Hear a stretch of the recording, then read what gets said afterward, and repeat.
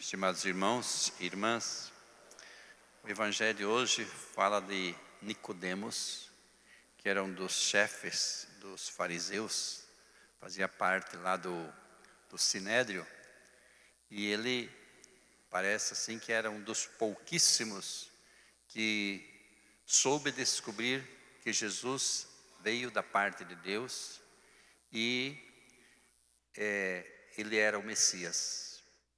Então, por isso que ele queria conversar com Jesus, e aí foi conversar com Jesus de noite. Essa conversa está no Evangelho de hoje, segunda-feira, amanhã e quarta-feira. É um Evangelho assim, bastante longo, mas é uma verdadeira catequese, para mostrar como é que deve acontecer no coração do crente que quer se converter e buscar essa vida nova que vem por meio de Jesus. Já a leitura que nós ouvimos, tirada lá dos Atos dos Apóstolos, mostra como a comunidade após Pentecostes, sofrendo todo tipo de perseguição, eles ficaram numa angústia muito grande, até pensando que Deus os tinha abandonado. Ontem vocês ouviram a leitura do Apocalipse, e o Apocalipse foi escrito lá no tempo dessas comunidades perseguidas, justamente para ser o livro da esperança, para mostrar que Deus não abandonava as suas comunidades, Deus não abandonava o seu povo, seguidor de Jesus Cristo. Então, era um momento assim de muita tensão, e os apóstolos, os cristãos, sofriam de fato muitas perseguições, muitos eram martirizados. E nesse momento aqui nós vemos eles fazendo uma grande súplica diante de Deus. Mais ou menos assim: Senhor, estamos aí sofrendo, Jesus ressuscitou, mas parece que nós temos que continuar sofrendo sem melhoras para nada. Estamos na pior. Então eles suplicam diante de Deus, dizendo que parece assim que tudo está a favor dos bandidos, digamos assim. No caso, Pilatos e Herodes estavam aliados, estavam contra eles, que eram minoria.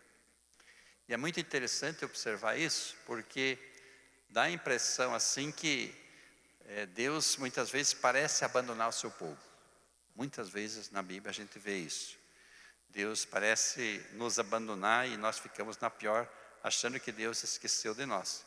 Sendo que muitas vezes Deus faz isso justamente para mostrar que a gente sem Ele não é nada.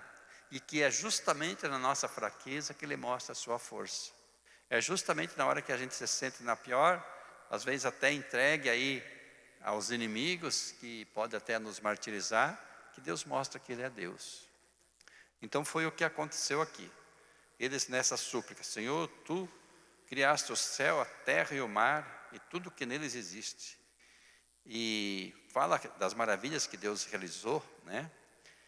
Por meio do Espírito Santo, disseste ao Teu servo Davi, nosso pai, porque se enfureceram as nações e os povos, imaginaram coisas vãs. Daí depois ele vai falando ali da situação que eles estavam vivendo.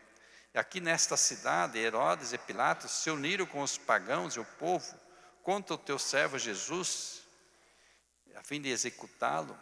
E agora, Senhor, olha as ameaças que eles fazem contra nós, os teus servos.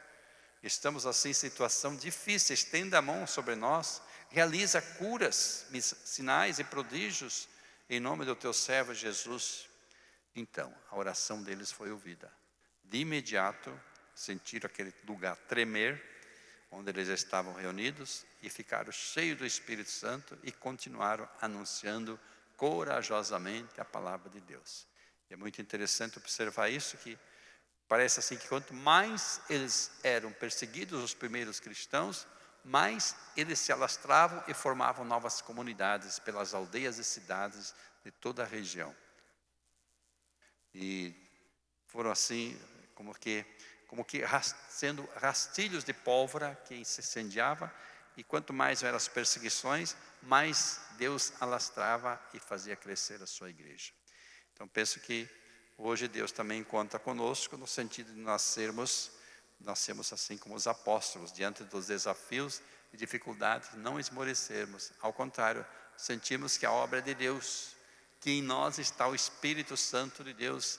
Nada vai nos impedir de fazer crescer o seu reino. E assim, somos instrumentos do seu amor, somos instrumentos da sua misericórdia. Agora, para tudo isso é preciso a conversão. Jesus colocou para Nicodemos, é preciso nascer de novo.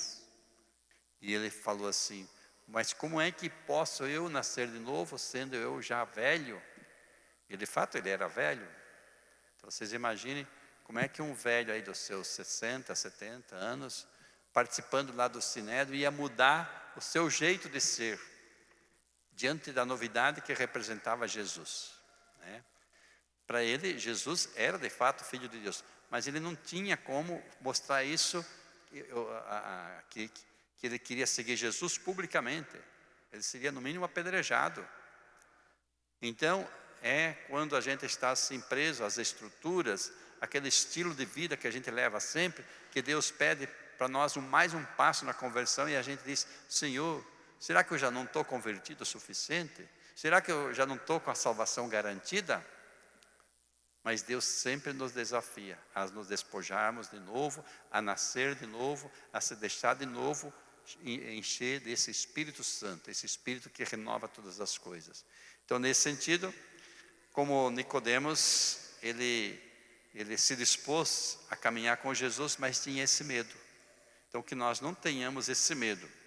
E é preciso nascer do alto. Então, Jesus acaba dizendo para ele, o vento sopra onde quer, e tu podes ouvir o seu ruído, mas não sabes de onde vem nem para onde vai. Assim acontece com aquele que nasceu do Espírito Santo. Ou seja, o Espírito Santo é esse sopro, é esse vento, né?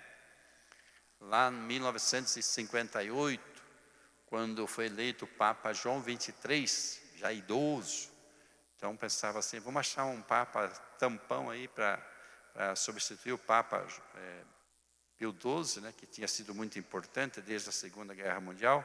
Então, vamos colocar esse velhinho aí, depois vamos ver um outro Papa que continue aí, fazendo as mudanças, as transformações que a igreja precisa para se renovar diante do mundo moderno. E o João XXIII surpreendeu a todos, porque foi ele que convocou o Concílio Vaticano II para trazer essa grande renovação para a igreja, que foi de 63, 62 a 65, ele morreu em 63, e aí, já logo de início, um certo dia, aquele Papa surpreendeu. Lá tem muitas janelas, você já deve ter visto lá nos prédios aí, ao lado da igreja do Vaticano. Aí ele falou para o pessoal que ajudava lá, né, que trabalhava lá, que era para eles abrirem as janelas, todas. Aí alguém perguntou, mas, Santidade, por que o senhor está pedindo para abrir essas janelas? Elas nunca foram abertas. Não, é para deixar entrar um ar novo aqui dentro. O mar aqui está muito poluído. O ar aqui está muito parado. Precisa renovar o ar aqui dentro. Ou seja, era um espírito novo, um ar novo que precisava entrar na igreja para renovar a igreja. E assim esse Espírito é o Espírito Santo, que deve renovar os nossos corações, e assim as nossas comunidades, e enfim, toda a igreja e a sociedade. Então sejamos nós corajosos como Nicodemos, nem que a gente tenha que procurar Jesus de noite, mas façamos isso. Procuremos Jesus, que Ele pode renovar o nosso coração, pode renovar as nossas ideias, nossas disposições, nossa coragem de ser cristãos de verdade, que sejamos de fato sal e luz para o mundo de hoje. Fiquemos agora de pé para colocarmos diante do Senhor as nossas preces.